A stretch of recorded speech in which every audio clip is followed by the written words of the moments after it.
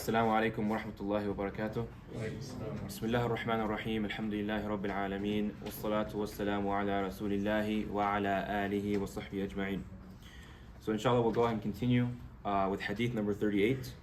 عن أبي هريرة رضي الله عنه قال قال رسول الله صلى الله عليه وسلم إن الله تعالى قال من عادى لي وليا فقد آذنته بالحرب وما تقرب إلي عبدي بشيء أحب إلي مما افترضت عليه ولا يزال عبدي يتقرب إلي بالنوافل حتى أحبه فإذا أحببته كنت سمعه الذي يسمع به وبصره الذي يبصر به ويده التي يبطش بها ورجله التي يمشي بها ولئن سألني لأعطينه ولئن استعاذني لأعيذنه.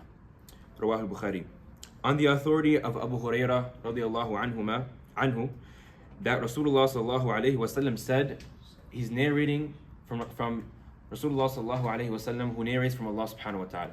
So again, we covered this in a previous session, but inshallah just a quick, very short reminder. When Rasulullah sallallahu alayhi wasallam narrates from Allah subhanahu wa ta'ala, the meaning of the narration is from Allah subhanahu wa ta'ala, but the wording is from Rasulullah sallallahu alayhi wasallam. So the Quran is in meaning and its speech from Allah subhanahu wa ta'ala, versus a hadith Qudsi is the meaning is from Allah subhanahu wa ta'ala, but the wording is from Rasulullah sallallahu alayhi wasallam. Now, the translation is, verily Allah subhanahu wa ta'ala has said the following: whosoever shows enmity to a wali, meaning a rough translation is a friend of mine, then I have declared war against him. And my servant does not draw near to me with anything more loved to me than the religious duties I have obliged upon him. And my servant continues to draw near me with nawafil, supererogatory deeds, until I love him. When I love him, I am his hearing with which he hears, and his sight with which he sees, and his hand with which he strikes, and his foot with which he walks. Were he to ask something of me, I would surely give it to him, and were he to seek refuge with me, I would surely grant him refuge. This is in Al-Bukhari. So, to start off with the first part of the hadith, من عاد لي وليا فقد آذنته بالحرب. Rasulullah sallallahu alayhi wa sallam narrates from Allah subhanahu wa ta'ala that whoever takes as an enemy one of the wali or awliya of Allah subhanahu wa ta'ala, then Allah subhanahu wa ta'ala has declared war against that person. And an important concept to understand when looking at this hadith is trying to understand and define who are awliya of Allah subhanahu wa ta'ala, and what characteristics do they have, and what requirements do they have, and what do we need to do to become one of these people, these righteous people. Because again, we don't want to just read the hadith and look at it from a theoretical perspective where we're trying to understand theoretically who is the awliya or what are the characteristics, etc., without trying to affect our actions, right? We want to build in our hearts the love of Allah subhanahu wa ta'ala and the love of Rasulullah sallallahu alayhi wa sallam, so we can build this obedience to them and we can get closer to Allah subhanahu wa ta'ala. So the commentator again, or the person explaining, the Imam explaining the hadith, he mentions an ayah repeatedly over and over again, and I'm going to read the full ayah, and essentially he relates it to this hadith and explains who are these awliya of Allah subhanahu wa ta'ala. The ayah is, بعد أعوذ بالله من الشيطان الرجيم بسم الله الرحمن الرحيم يا أيها الذين آمنوا من يرتد منكم عن دينه فسوف يأتي الله بقوم يحبهم ويحبونه أذلة على المؤمنين أعزة على الكافرين يجاهدون في سبيل الله ولا يخافون لومة لائم ذلك فضل الله يؤتيه من يشاء والله واسع عليم. Allah subhanahu wa ta'ala says, O believers, whoever among you abandons their faith, Allah subhanahu wa ta'ala will replace them with others who love him and are beloved by him. And now the following is the key part to focus on, right? Because Allah subhanahu wa ta'ala says that they love Allah subhanahu wa ta'ala and Allah subhanahu wa ta'ala loves them back. And what are these characteristics of them? They will be humble with the believers, but firm towards the disbelievers, struggling in the way of Allah subhanahu wa ta'ala, fearing no blame from anyone. This is the favor of Allah subhanahu wa ta'ala. He grants it to whomever He wills, and Allah is all bountiful, all knowing. So this key phrase the Sharih, he continued to mention it over and over again. أعزة على الكافرين, and before that, أدلة على المؤمنين. So they're humble with the believers, meaning that they treat them with gentleness, with softness, with forgiveness, etc. And أعزة على الكافرين, meaning that they're firm or they're not compromising against disbelievers. And of course, this it doesn't mean that, for example, if I see someone who's non-Muslim or I'm interacting with anyone who's non-Muslim, that I need to be firm 24/7. For two reasons. Number one, Rasulullah sallallahu alaihi wasallam was not like that himself in Mecca. In Mecca, when the society was surrounded with some of the worst of kuffar, actually, Rasulullah sallallahu alaihi wasallam maintained a very superior moral high ground. He maintained a level of character and a level of patience that we need to be striving towards. And number two, Allah subhanahu wa ta'ala talks about in the Quran, especially in the second page of Surah Mumtahina, about how a Muslim's interactions with kuffar is supposed to be. And essentially, to very quickly summarize, non-Muslims who are, the word in translation, the word that is used by Allah subhanahu wa ta'ala is belligerent. Essentially, someone who's fighting the Muslims and is causing harm to Muslims, then this person is someone that we can't be taking as a friend, and we have to be firm with that person. But at the same time, if you have non-Muslims who don't do that, then actually being kind to them and being just to them is more beloved to Allah subhanahu wa ta'ala. And we see in other ayat, for example, Muhammadun Rasulullah وَالَّذِينَ مَعَهُ أَشِدَّاءُ عَلَى الْكُفَّارِ رُحَمَاءُ بَيْنَهُم. Allah subhanahu wa ta'ala says Muhammad is the prophet of Allah subhanahu wa ta'ala, and the people with him, they are أَشِدَّاءُ عَلَى الْكُفَّارِ. They're strong, unyielding, uncompromising with the non-Muslims, رُحَمَاءُ بَيْنَهُم, and then with the kuffar, and then they're merciful amongst themselves. So these meanings, they have this context in terms of uncompromising, but it also does not mean, so we don't want to misunderstand, it does not mean that you go out and you have a bad character or you treat non-Muslims badly, etc. And again, the best example to look at is the seerah of Rasulullah sallallahu alaihi wasallam. Now, the Sharih says, وَلَا يَخَافُونَ لَوْمَةَ لَائِمٍ لَا هَمَّ لِلْمُحِبِّ غَيْرُ مَا يُرْضِي حَبِيبُهُ رضي من رضي وسخط من سخط من خاف الملامة في هوى من يحبه فليس بصادق بالمحبة. So he mentions this part of the ayah, and they do not fear the blame of anyone on Allah subhanahu wa ta'ala. The lover has no concern other than what pleases their beloved. So the Muslim who is seeking to get this position in front of Allah subhanahu wa ta'ala, who is seeking to become a righteous slave of Allah subhanahu wa ta'ala, then he should not fear or care or even come to his mind what anyone thinks other than Allah subhanahu wa ta'ala, whether others are pleased or displeased with him. Whoever fears blame in the pursuit of their beloved's affection is not sincere in their love. So essentially, the point that the commentator is making is that if we're sincere in trying to seek this position with Allah subhanahu wa ta'ala, then I have to guide my entire life by the rules of Allah subhanahu wa ta'ala. And I can't even for a second care to think that, okay, well, Allah subhanahu wa ta'ala wants one thing, but someone in this dunya or one of the creation of Allah subhanahu wa ta'ala wants me to do something else. What should I do? It shouldn't even come to your mind. It should be instant. It should be very clear that I do what Allah subhanahu wa ta'ala wants me to do, and Allah subhanahu wa ta'ala will make easy for me the situation or any struggle that occurs in this dunya. And after that, he mentions various ayat, but a key part I wanted to focus on is that he talks about how when it comes to not fearing the blame of anyone, instead of the blame of Allah subhanahu wa ta'ala, only looking for the pleasure of Allah subhanahu wa ta'ala and not seeking the pleasure of the people. He says, he quotes a hadith actually, and I'll read it in Arabic first. Rasulullah sallallahu alayhi wa sallam says, عَجِبَ رَبُّكَ مِنْ قَوْمٍ يُقَادُونَ إِلَى الْجَنَّةِ بِالسَّلَاسِلِ.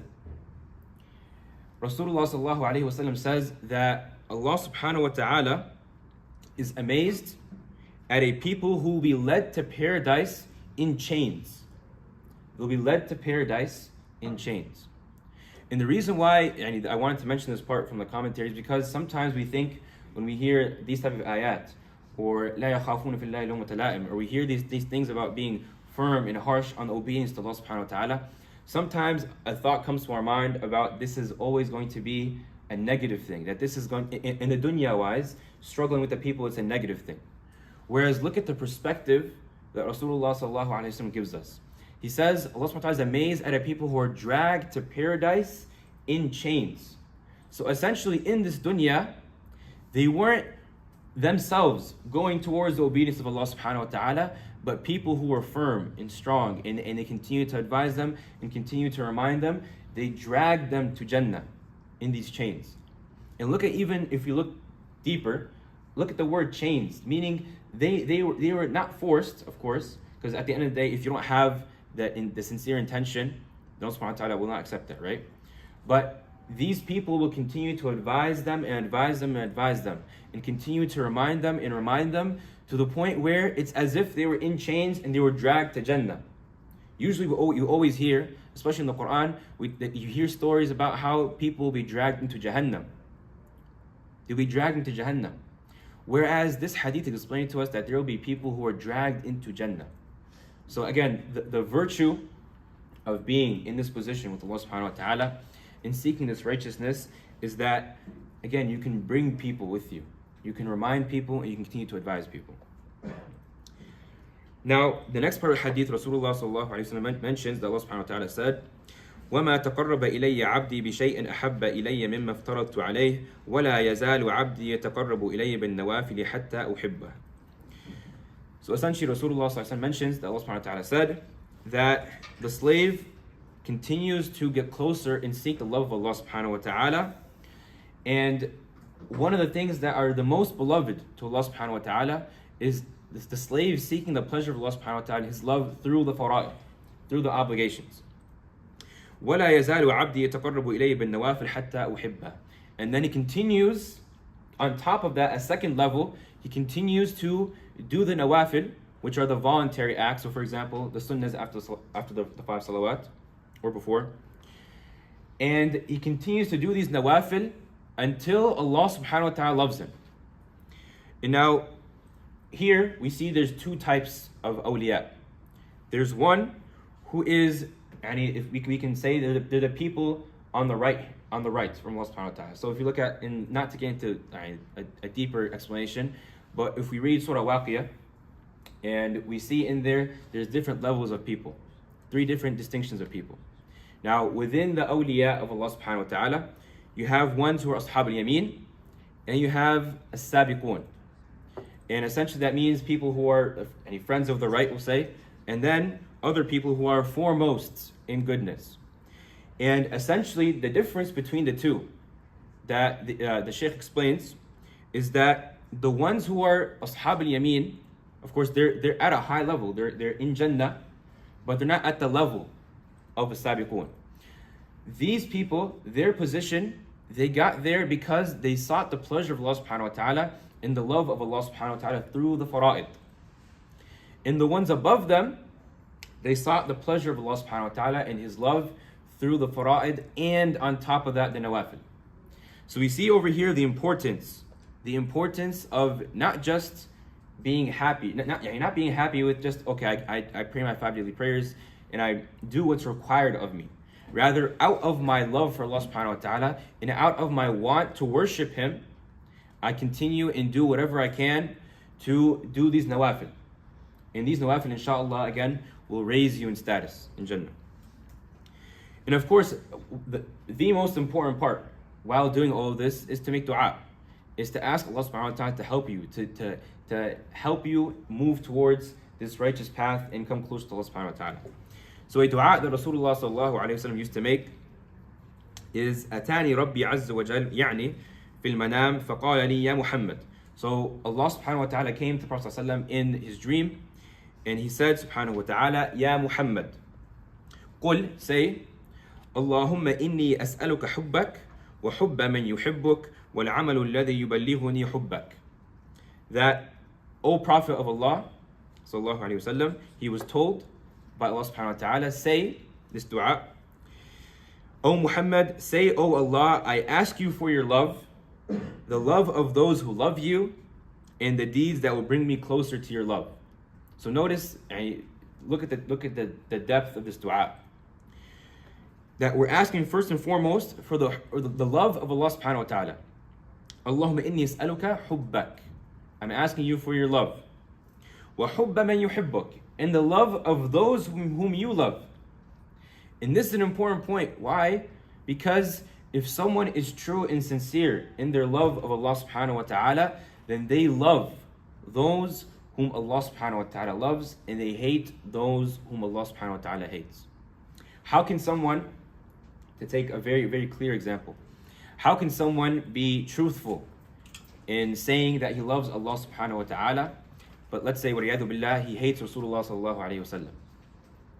And we see this in different sects within Islam, who of course left Islam, but they either talk bad about prophets, or they talk bad about Sahaba, and etc. These people, how can they love Allah subhanahu wa ta'ala, or claim they love Allah subhanahu wa ta'ala, but then at the same time, they hate those whom Allah subhanahu wa ta'ala hates? They don't want to follow Rasulullah sallallahu alayhi wa sallam. Those whom Allah subhanahu wa ta'ala promised Jannah, guaranteed Jannah, they're going to come and say, oh, this person did 1, 2, 3, or we don't like him because of this, or we hate him because of this. These two things don't come together. They don't come together. قُلْ إِن كُنْتُمْ تُحِبُّونَ اللَّهَ فَاتَّبِعُونِي يُحْبِبْكُمُ اللَّهِ. In the Quran, Allah subhanahu wa ta'ala says, say if you're actually honest, if you're sincere, that you love Allah subhanahu wa ta'ala, then Rasulullah sallallahu alaihi wasallam is commanded to say, then follow me. Follow me. يُحْبِبْكُمُ اللَّهِ. Then Allah subhanahu wa ta'ala will love you. And now the last and third part of the dua, وَالْعَمَلُ الَّذِي يُبَلِّغُنِي حُبَّكَ. And of course, after, we have to have the action. And this dua is asking Allah subhanahu wa ta'ala to help you in doing the actions that will bring you closer to the love of Allah subhanahu wa ta'ala. And now, over here, it's also important that to understand, because within the nawafil, there's a lot of different nawafil we can do. And essentially, the fara'id are very clear, right? These are things that are obligatory upon us. And alhamdulillah, if we don't do them, we're striving to continue to improve ourselves so we can get to do them. But now, within the nawafil, within them, there's nawafil that are more better, we could say, or more rewarding than others. And this is a part that the Shaykh explains, and he says, وَمِنْ أَعْظَمْ مَا يُتَقَرَّبْ بِهِ الْعَبْدُ إِلَى اللَّهِ تَعَالَى مِنَ النَّوَافِلِ كثرة تلاوة القرآن وسماعه بتفكر وتدبر وتفهم. قال خباب ابن الأرت لرجل تقرب إلى الله ما استطعت واعلم أنك لن تقترب إليه بشيء هو أحب إليه من كلامه. And this is very deep. So essentially, the Shaykh explains, he says, وَمِنْ أَعْظَمْ مَا يُتَقَرَّبْ بِهِ الْعَبْدِ. In some of the greatest actions from among the nawafil that the slave gets closer to Allah subhanahu wa ta'ala with is kathratu tilawat al-Quran, is increasing in doing a lot of the reading of the Quran. But now look at the part after. And this is something that unfortunately, especially these days, we miss this a lot.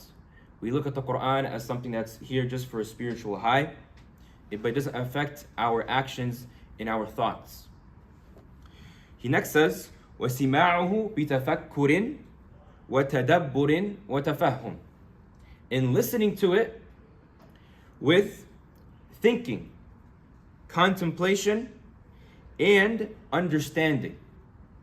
So the point is that when I'm reading the Quran, I'm not just looking to, for example, let's say I'm listening to the Quran.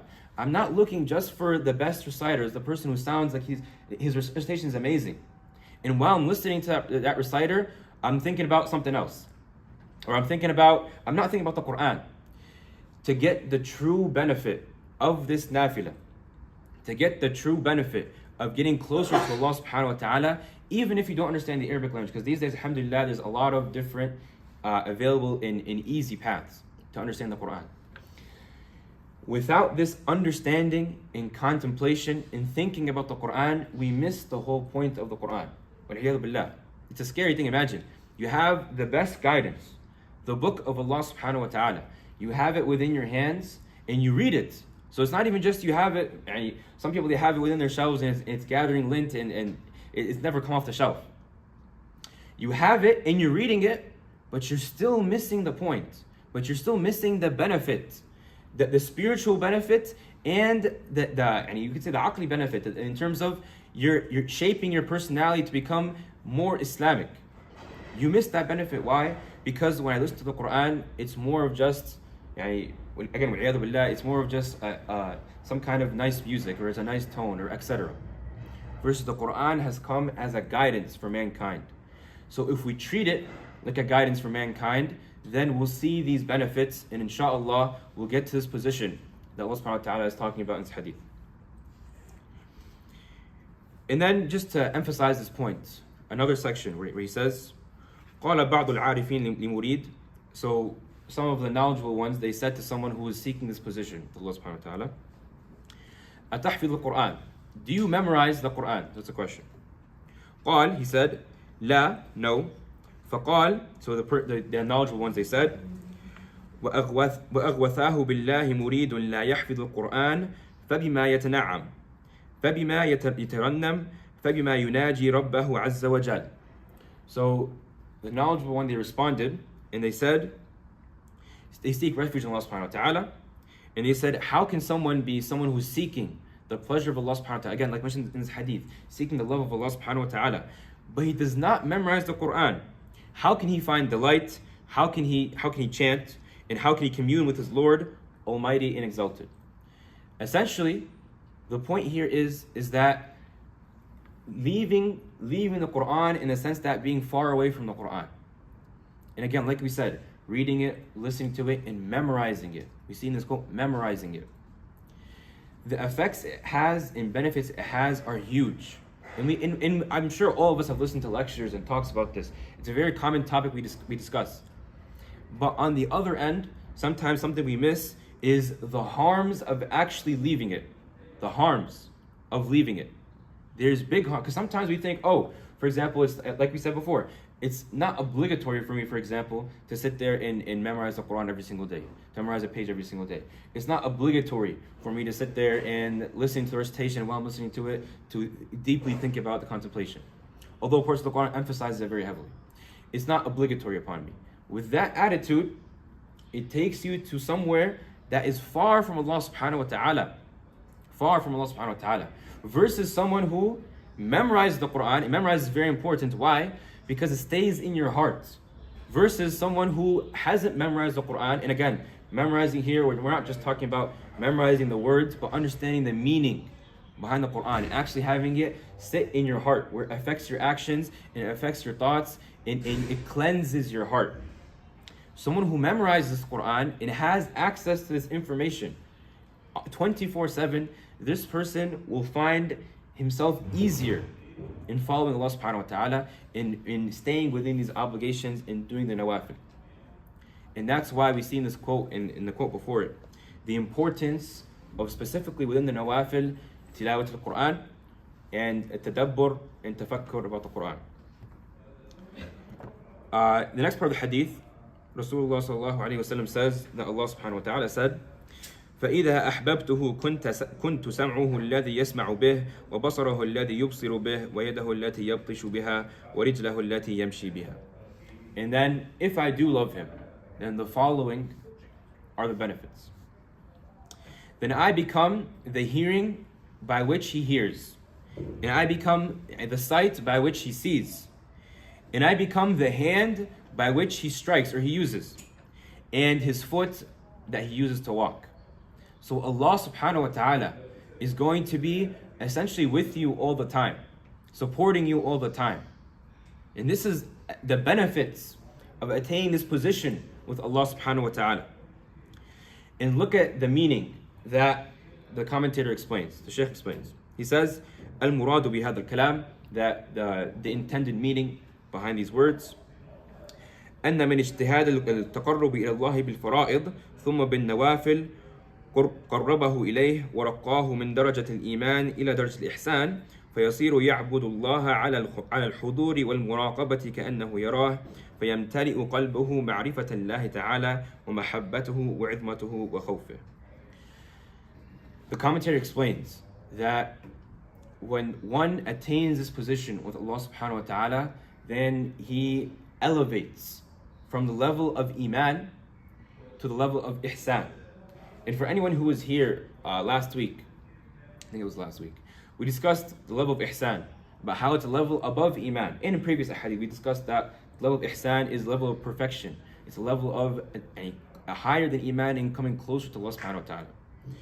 When someone attains this position with Allah subhanahu wa ta'ala and has the benefits we mentioned, this person has gone to a level of ihsan. And look at the benefits that this person, or the way this person, or actually we'll describe it this way, the characteristics of this person. So we can take that and extract a lesson from it. Then he starts to worship Allah subhanahu wa ta'ala very actively. Actively in the sense that when he's praying, he's actually remembering Allah subhanahu wa ta'ala. He's not just going through the motions. A lot of the times, and this happens to all of us, myself first and foremost, we'll be praying and it's just, it's we have to pray, so you'll start praying and then you forget where you were at.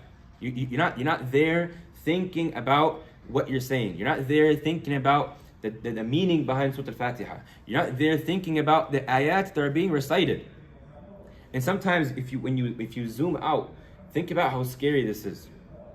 Imagine the Imam could be reading a surah that talks about Jahannam, or it talks about staying far away from the remembrance of Allah subhanahu wa ta'ala, and all of these scary topics that none of us want to fall within. And imagine you're praying behind him, but you yourself in that moment aren't focused. You're not thinking about what's the meaning of what the ayat is saying. You're not thinking about Allah subhanahu wa ta'ala. You're not thinking about, you're not in your salah. You're in your salah physically, but spiritually, mentally, you're not there. You're checked out. As he's reminding, through these ayat, reminding and explaining the harm that comes from the exact act that we're doing. So this is a very important topic to understand. It's a very scary topic if we lack this consciousness in our ibadat. And then he says, فَيَمْتَلِئُ قَلْبُهُ بِمَعْرِفَةِ اللَّهِ تَعَالَى, then his heart becomes full in the knowing of Allah subhanahu wa ta'ala. And he continues on to give different characteristics. That loving Allah subhanahu wa ta'ala, the greatness of Allah subhanahu wa ta'ala, and the fear of Allah subhanahu wa ta'ala. And it continues on. So, again, this hadith essentially comes down to this. That look at how great this position is. Look at how great the benefits of attaining this position with Allah subhanahu wa ta'ala is. So therefore, it's something we should all strive ourselves and work within ourselves to try and get to. And it's something that, inshallah, if we ask Allah subhanahu wa ta'ala through different dua and through different action that you mentioned before, it's something that's very attainable. And don't think it's something that's not attainable. Because it is attainable, and it's something that if one puts genuine effort and asks Allah subhanahu wa ta'ala that, look, I put my maximum effort, I need you, Allah subhanahu wa ta'ala, to help me. And inshallah, Allah subhanahu wa ta'ala will help him.